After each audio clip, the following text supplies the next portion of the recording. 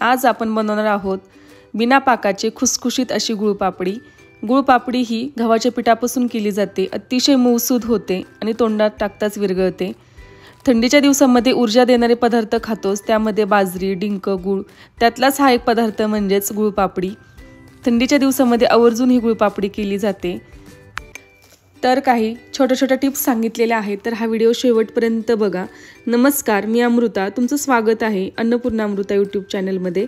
जर तुम्हाला माझ्या रेसिपी आवडत असतील तर माझ्या चॅनलला लाईक, शेअर आणि सबस्क्राईब करा। तर वेळ न घालवता रेसिपीला सुरुवात करूया। तर सर्वात आधी एक ताट घ्यायचे आणि ताटाला थोडंसं तूप लावून घ्यायचे, जेणेकरून आपण गुळपापडीचं सारण केल्यानंतर पटकन ह्या ताटाला थापलं जाणार आहे। ही प्रोसेस फास्ट असते म्हणून हे ताट आधीच तयार करून ठेवायचे। इथं गॅसवरती एक जाड तळ्याची कढई घेतलेली आहे, त्यामध्येच 2 कप गव्हाचं पीठ घेतलेलं आहे। जे चपातीसाठी गव्हाचं पीठ वापरतात तेच गव्हाचं पीठ इथं वापरायचे। गॅस मीडियमच ठेवायचा आणि मीडियम गॅसवरती हे पीठ सतत हलवत राहायचं आहे।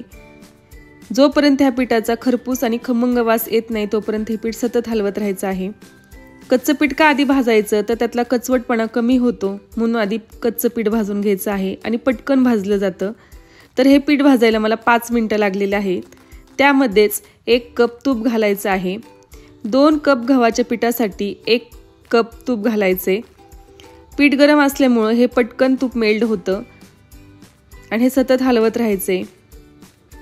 गॅस इथं मीडियमच ठेवायचा आहे, खूप मोठा करायचा नाहीये, नाहीतर पीठ खाली लागू शकतं। जोपर्यंत हे पीठ असं रवाळ आणि खरपूस होत नाही तोपर्यंत हे पीठ चांगलं भाजून घ्यायचं आहे। तर तुम्ही इथं बघू शकता की पीठ चांगलं फसफसायला लागलेलं आहे, म्हणजेच की आपले पीठ भाजत यायला लागलेलं आहे। अजून मी 1 ते 2 मिनिटं हे पीठ भाजून घेणार आहे। हे पीठ भाजायला 15 मिनिटं लागतात। तर आपलं इथं पीठ चांगलं भाजून झालेलं आहे। पीठ भाजून झालं की गॅस बंद करायचा आहे आणि त्यामध्येच अर्धा चमचा सुंठ बडीशेपची पावडर घालायची, त्याने टेस्ट छान येते।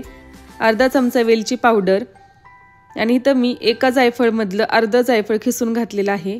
गुळाचे जे पदार्थ असतील त्यामध्ये आवर्जून तुम्ही जायफळ घाला, टेस्ट छान येते। आता त्यामध्येच 1 कप बारीक चिरलेला गूळ घेतलेला आहे। गूळ तुम्ही खिसून पण घालू शकता, पण इथं गूळ बारीकच चिरलेला पाहिजेत, जेणेकरून ते गव्हाच्या पिठामध्ये पटकन विरघळला गेला पाहिजेत। तर इथं बघू शकता गव्हाचं पीठ गरम असल्यामुळे गूळ पटकन विरघळला गेलेला आहे। गूळ विरघळला की ह्याचा घट्टसर गोळा तयार व्हायला लागतो। तर इथं बघू शकता की आता पूर्ण हे पीठ आता घट्टसर व्हायला लागलेलं आहे। तर आपलं हे गुळपापडीचं पीठ तयार झालेले।